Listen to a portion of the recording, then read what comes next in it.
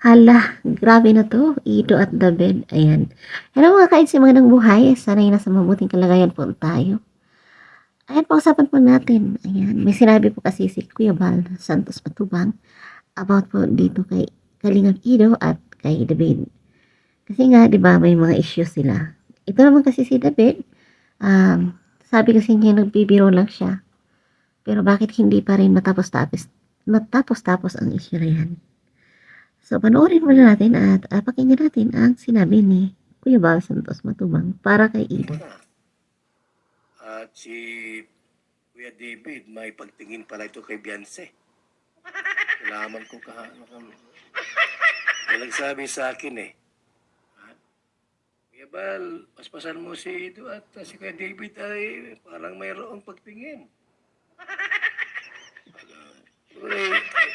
Kay Papa Eds. Papa Eds, naghihingi ng kiss si, kay David. Ikaw, nung hinihingi mo kay Beyonce, nung gaya si Birador, pala iluya yan. Puro lang tingin, puro lang kwento.